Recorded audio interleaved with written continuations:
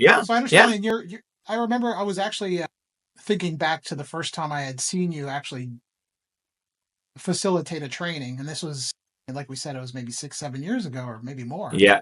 And I More. just remember you Probably. really stood out in how you commanded the room, how you took control of the audience, but it was the most engaging type of training that I've ever seen, to be honest. And I think Thank there's you. a Thank certain formula where you say, maybe it's a certain percentage is like theory, and Yeah. the rest of it is really about putting it to practice immediately. And I Right. think that was a great lesson to take away for the Wow. trainings that I would think about doing when I was Thank you. heading up learning and development at Six Senses. This is back in Bangkok when I was living there. Right. It was the Right. same thing. You have to kind of make it an experience. Yes. The training Yes. needs to be not just a lecture in front of a room. Can Those university classes that people remember that you just sat there for 2 hours falling asleep. It's got to be something that you have workshops, or you have little breakouts, or you have yeah. ways to engage people. And I think Yeah. it's not just training. It's really anytime you're working with someone, that you should try to make an experience the customer never forgets. So I'm assuming that Exactly. from your point of view, when you're going into that room, whether it's online or it's in a classroom, you're providing an experience, and then that will seed into their memory, and Yeah. they'll remember Yeah. the lesson so much more. I think Yes. that's what I've always Yeah. remembered. People tend to remember things that they actually tried rather than something they just heard. Um, they heard it, it sounds great, but nah, that's not for me. And that happens a lot. I look at videos of some stuff sometimes and I go like, sounds interesting. Yeah, but that's not for me. And I kind of walk away.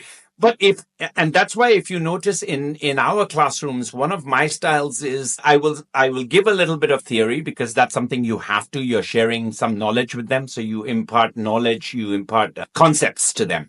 But I then make sure that I call out people because it's a training program. So I'll say, hey, Sean, so how do you feel about that? What do you think about this?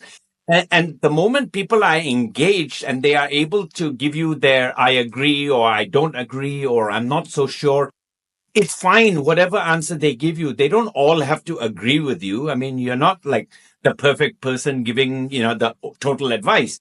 But that interaction that takes place, that engagement, that's where the learning actually takes place. And we do that in many different formats. We do group discussions, table discussions.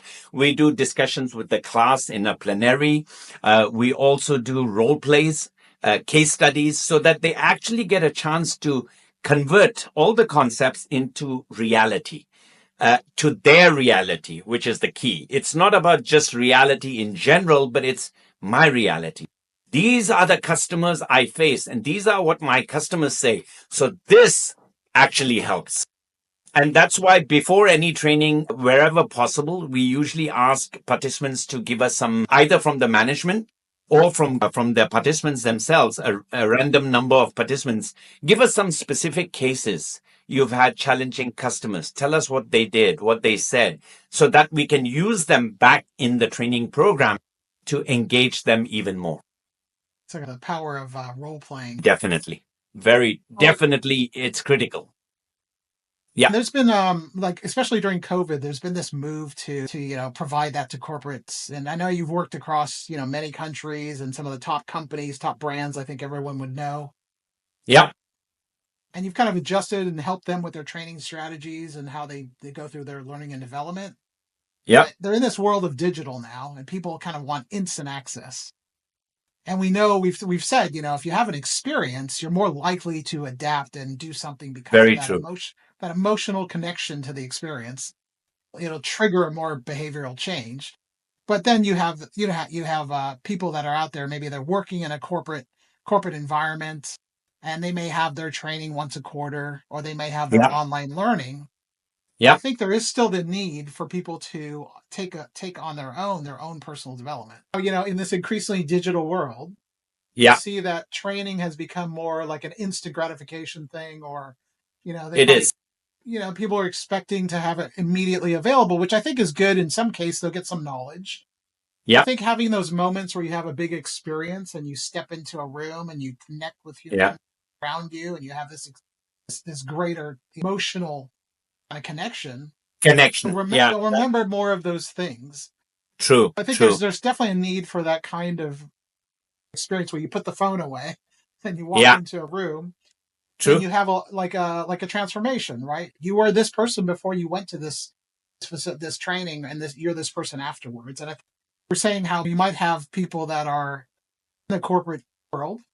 They may be, experiencing training once a quarter or whatever. I think they have to take it upon themselves to look for opportunities to skill up Yeah. themselves. Very much. Here's my thoughts on it. During COVID, obviously, with all the restrictions, none of the clients could put together any training programs because face to face was not allowed. You can't have so many people in a group. You can't even have one on one meetings because of the restrictions. So at that time, some of my regular clients actually called me and said, we still want to do training. We don't want to just ignore the people and say, oh, there's nothing happening. We want to be able to give them something. So at that time, Zoom and Teams, all these became very popular. So we actually put together our curriculums to deliver on Zoom. And over about a year and 3 months, 15 months roughly, we kind of almost perfected the delivery in that sense. I mean, again, perfect does not mean it's perfect, right? It's just as close to it as possible. We still had people engage. We still had question and answers. We still had role plays. Even though it was on Zoom, we put them into separate rooms, private rooms, breakout areas, breakout rooms, where they could have their group discussion, come back into the main hall, and then share their views from their group. So we put together some of those. Building on that, what I did was I also had, I think, about 8 programs that were self-learning videos that were created on those topics. So like selling skills, we call it cash methodology. We had that put together as self-learning modules. It has basically 4 parts to it. There's the introduction, there's session 1, session 2, session 3, session 4. So what we suggested is if clients are purchasing those for self-learning modules for their participants, since they can't do any face-to-face. And after a while, people got tired of doing it on Zoom as well. They want to do it on their own time. There's no fixed, rigid schedule. Basically, what happens is you watch the introduction video, and then the video actually guides you to listen to session 1, do the activities. We give them time to think about certain things, pause the video, come back, and continue listening. After session 1, you're not supposed to go and watch all 4 videos together. You're supposed to space it out one session per week, so that during the week, whatever you learned in session 1, you got to go and apply it, so that you can come back and either reconnect with the trainer and say, I tried it, it didn't work, because we actually give them access to connect with us. But otherwise, you go on to session 2 if you've completed session 1. And so it was a guided formula for them to go through the process of the whole video. So we're trying to do that. And then recently, as you know, we're doing a lot of podcasts. We're doing a lot of sharing of video posts, purely to give back to society, give back to people in terms of knowledge that we want to share. Unfortunately, the negative to that is that we cannot actually ensure that people are going to apply those things. We can only hope that they've learned something and they're actually going to try it out. And again, they have access to connect to my Instagram, connect to my webpage, and ask questions if they do.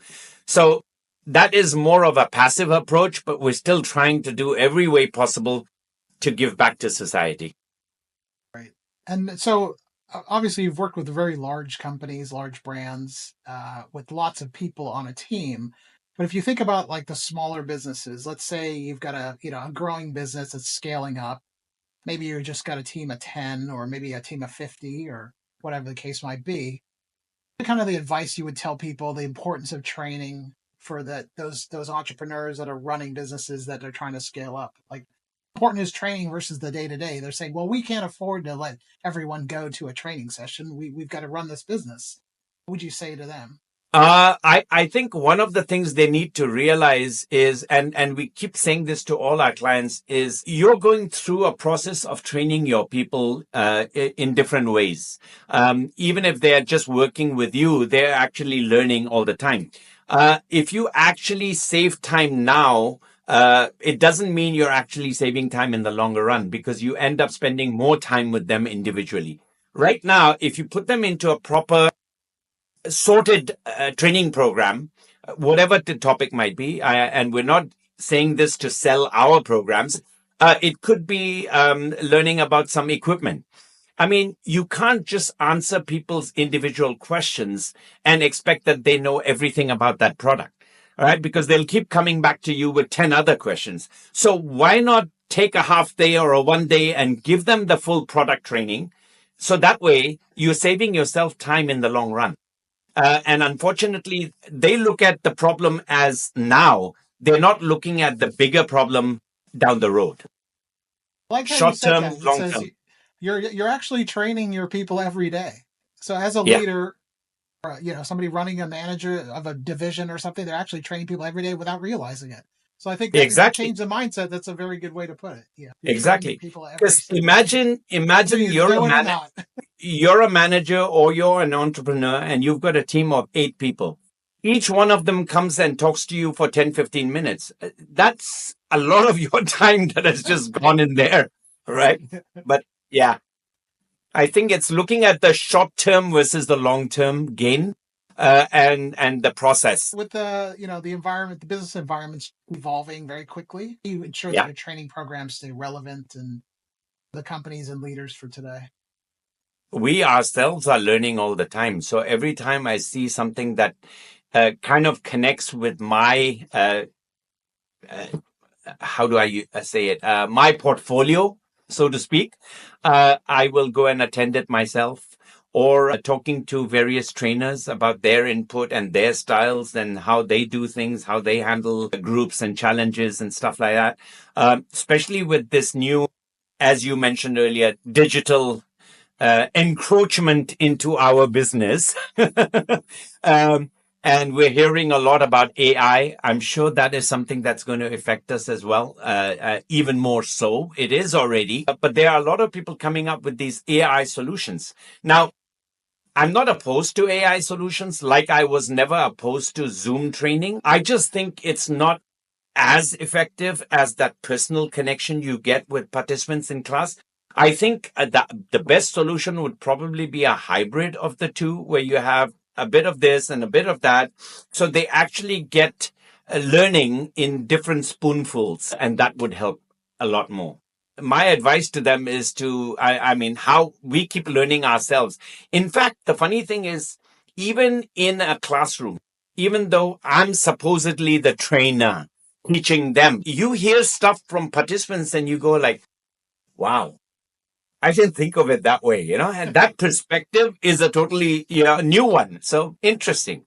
And because they're all from different areas, different backgrounds, different cultures, which again reminds me back of my book. Yeah, that's exactly what I was saying. Cultural differences. And we're not talking about whether you're from US or you're from India that's not the point. The point is the beliefs that you have, your internal beliefs that you have might be slightly different. Culturally, there are certain things we do in India versus what we do in Hong Kong. Totally different. I've had so many scenarios where I have Hong Kong clients who have offices in India, and each side is complaining about the other side. I don't understand what they're saying. Why do they talk so fast?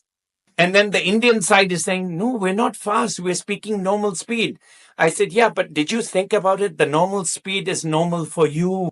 It's not normal for them. So, we need to be a little more aware of who we're talking to. What's the context of it? Typically, I always tell IT, we do a lot of training for technical and engineering companies, and they have a very interesting habit. I won't say it's a good or bad habit, but it's a very interesting habit of using highly technical words in their communications.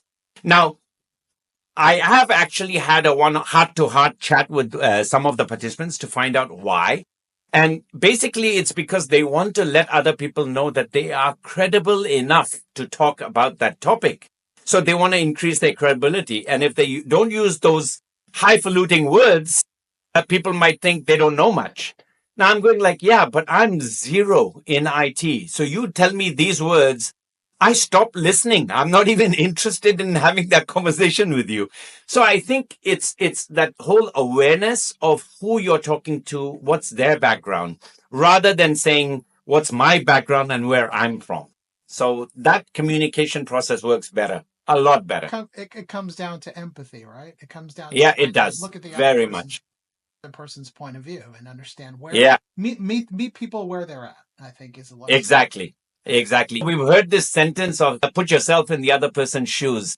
But we've heard about that sentence, since I was a child. So I've actually stopped using that sentence because it doesn't have an effect on people. People have heard it too long. So I try to use different approaches to get the same message across, basically. I would All say right. so far, I would say the takeaways I've taken is you're always teaching people whether you know it or not, if you're a leader. Yeah, definitely. And empathy is important. Empathy is important. Adjust to culture, for sure. Yes. Yes. Yes. And, Adjust to culture. Yeah. the guy to go to if you need help. I speak that last one. Please spread it out everywhere. Yes, definitely. So what are the exciting projects that you're currently working on? Where do you see this company going in the next next? We want to get it even more global. I'm trying to get a stronger foothold into India, definitely, because it's a huge market, untapped, for us, untapped, because there's a lot of trainers available in India. And yet we've heard from some of our clients that they are looking for international trainers. So that kind of makes me excited because they want international trainers. We are able to be international trainers and still understand the culture and speak in their language. That makes sense. The only problem or challenge with that is having a proper foothold in the Indian market, which I don't have right now. So we're tying up with a few individuals as business development. Like we tied up with the lady Lisa Uton, who is our director of business development in UAE, as well as Africa, as well as the Caribbean. And as you can see from the results, Caribbean is already starting to show results because now we've been invited back to do second round and third round of training. So that's what we want to do in India. The Caribbean is actually starting to blow up now. So it's going to, I imagine it's going to grow bigger and bigger. So that's what we are excited about. Things are sounding really good. So like we know you're very hard to get to, and I really appreciate the time you've given me today. I know you're a very busy guy, but how would people get in contact with you? Always a pleasure. We do have our website, www.ehpinternational.com. Or the easier one is just connect with me on my Instagram. How do we reach you on Instagram? What's your raju.ehp. So that's my name dot my company name, raju.ehp. EHP, or on the website. That's right. It's ehpinternational.com. The only reminder I have for people is please don't send me a message saying, please call me. Because as you know, Instagram, sometimes people log in with very interesting names. Like I've seen somebody called Moonwalker, and I'm going like, I'm not going to reply to anyone who's called Moon. I don't know what that means. So as long as they give me a contact name and a number, I'm more than happy to connect with them. That's great. Thank you so much for giving back your time. I know you said you've been doing this for a long time, and I can see the passion is still there, and you enjoy definitely knowledge and facilitating training. I wouldn't leave this for anything in the world. I love it. When I'm in front of a group and I'm conversing with the participants, it just gets me on a high.